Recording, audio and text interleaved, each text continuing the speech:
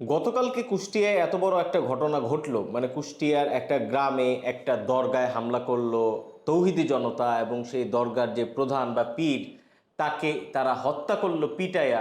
এত বড় একটা ঘটনা ঘটার পরে এখন পর্যন্ত বাংলাদেশের যে স্বরাষ্ট্র মন্ত্রণালয়, তার যে মন্ত্রী সালাউদ্দিন আহমেদ, তার কোনো স্টেটমেন্ট নাই। আজকে সালাউদ্দিন আহমেদ তার কিনারে আইনমন্ত্রী এবং আরেক কিনারে আরেকজন ব্যক্তি, দুইজনকে নিয়ে একটা লম্বা সংবাদ সম্মেলন করছেন দেখলাম। এই 48 মিনিটের সংবাদ সম্মেলন দেখার ধৈর্য আমার হয় নাই। উনি অলমোস্ট বাংলাদেশের সংবিধান বিশেষজ্ঞ হয়ে গেছেন। তো সেই জায়গা থেকে উনি গত কয়েকদিনের সংসদ ইত্যাদিতে কি কারণে কি করছে বিএনপি, এগুলো নিয়ে ব্যাপক আলাপ আলোচনা করছেন, কিন্তু কোনো পত্রিকায় আমি দেখলাম না যে এই এই সংবাদ সম্মেলনে তিনি গতকালকের ঘটনাটাকে নোটিশ করছেন। তো আমার জানি না, আমার প্রশ্নও এরকমভাবে হাজির হয়েছে যে হইতে পারে যে সালাউদ্দিন আহমেদ আসলে এই সাংবাদিকদেরকে সেখানে নেওয়ার ক্ষেত্রে বা আমন্ত্রণের ক্ষেত্রে তাদেরকে আগে হয়তো বলে দিচ্ছেন যে এই ব্যাপারে কোনো প্রশ্ন করা যাবে না।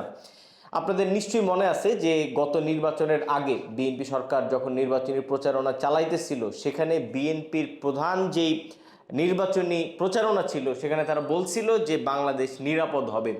বিশেষ করে অন্তর্বর্তী সরকারের যেই মবের যেই 1.5 বছরের যে রাজত্ব ছিল, মবের রাজত্বের দিন সেটা সমাপ্ত হবে এবং প্রতিটা মানুষ নিরাপদ থাকবে। কিন্তু নির্বাচন হইল, বিএনপি সরকার ক্ষমতায় বসলো, সরকার গঠন করলো, এবং আপনি খেয়াল করেন যে সেক্ষেত্রে সরকার গঠনের পরেও বিএনপির সবচেয়ে গুরুত্বপূর্ণ, এই মুহূর্তে সবচেয়ে গুরুত্বপূর্ণ যেই নেতা, তাকে স্বরাষ্ট্র মন্ত্রণালয়ের দায়িত্ব দেওয়া হইল, যাতে করে এই ধরনের একটা বার্তা যায় যে বিএনপি নিরাপত্তার জায়গাটায় সবচেয়ে গুরুত্ব দিচ্ছে।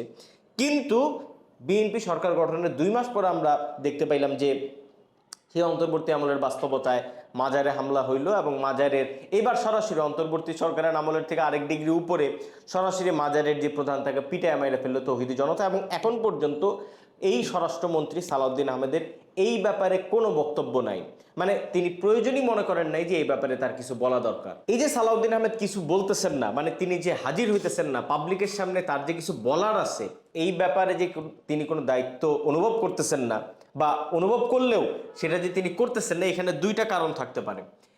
আমি 2টা কারণে একটু আলোচনা করতে চাই। প্রথম কারণ, তিনি সম্ভবত লজ্জা পাইতেছেন। সেক্ষেত্রে তিনি হয়তো দায়িত্ব অনুভব করতেছেন, কিন্তু দায়িত্ব অনুভব করার পরেও তিনি আসলে পাবলিকের সামনে হাজির, এই প্রসঙ্গে হাজির হইতে পারতেছেন না।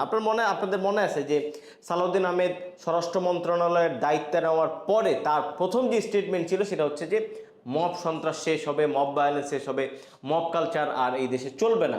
এবং আমরাও বিএনপি সরকারের যে ক্ষমতায় আসা, এটাকে যেভাবে একেবারে প্রাথমিকভাবে যেভাবে এইটাকে আমরা দেখতে চাইছিলাম, সেটা হচ্ছে যে মব আর থাকবে না। কিন্তু তিনি এই কথা বলার পরে যেহেতু আবার মব হইল, এবং অন্তর্বর্তী সরকারের আমলের চাইতেও আরও প্রকাণ্ড মব হইলো, এবার সরাসরি মাজারের যে সুফি তাকে পিটায় মাইরা ফেলা হইলো, এবং দিন দুপুরে মাইরা ফেলা হইলো।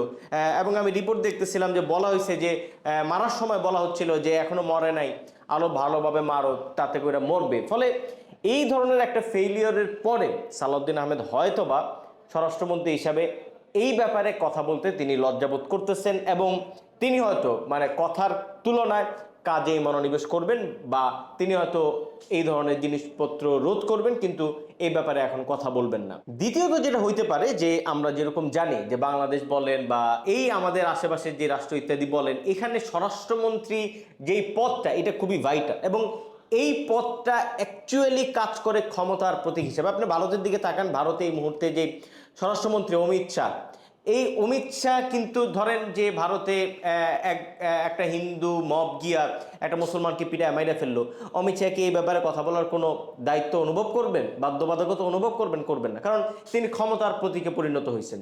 ফলে এইসব দেশের স্বরাষ্ট্রমন্ত্রীর যে পদটা, আপনি হাসিনা আমল চিন্তা করেন যে এই যে আসাদুজ্জামান কা মালয়েশি কোনো মানে দায়িত্বই মনে করে না।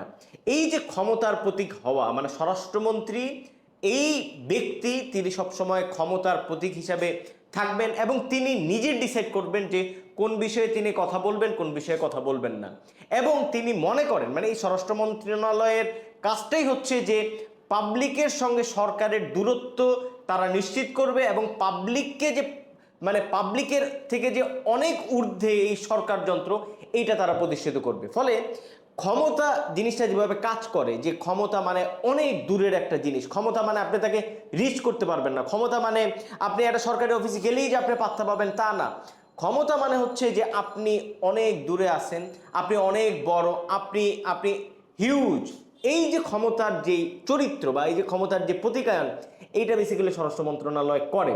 এবং এবারও মেবি সালাউদ্দিন আহমেদ সেই দিকেই হাঁটতেছেন, এবং সেই কারণে তিনি আসলে বুঝাই দিলেন, পাবলিককে শুরুতেই জানাই দিলেন যে এই দেশে হত্যা হবে, গুম হবে, ধর্ষণ হবে, ইত্যাদি হবে, বাসাবাড়িতে ঢুইকা নারী পুরুষকে পিটাইয়া জিনিসপত্র নিয়ে চলে যাবে, কিন্তু আমি ডিসাইড করব যে এই বিষয়ে আমি আলাপ করব কি করব না। ফলে এই যে ক্ষমতা হয়ে ওঠা, এটাও তার একটা মানে কারণ হইতে পারে, দ্বিতীয় কারণ হিসেবে আমি বলবো। এবং তিনি হয়তো জানাই দিতেছেন একদম শুরুতেই যে আমরা যে বিষয়ে কথা বলবো সেই বিষয়ের বাইরে আমাদের কাছে খুব বেশি কিছু চায়া তোমাদের লাভ নাই। এই দুইটা কারণের কোনটা আমি জানি না, আমি দুইটা কারণের কথা বললাম। তবে আমি ব্যক্তিগতভাবে যেটা ভাবতে চাই, সালাউদ্দিন আহমেদের যে মানে রাজনীতি আমি দেখি, গত 1-1.5 বছর ধরে দেখছি, সেই বাস্তবতায় আমি ভাবতে চাই যে তিনি প্রথম কারণেই আসলে কথা বলতেছেন না, এই বিষয়ে পাবলিকের সামনে হাজির হইতেছেন না, এবং এক ধরনের লজ্জাবোধ থেকেই তিনি আসলে, যেহেতু মব ঠেকাইতে পারেন না, এই ব্যর্থতা থেকেই তিনি আসলে এই মুহূর্তে এই বিষয়ে কিছু বলবেন না, কিন্তু তিনি কাজ কইরা দেখাবেন।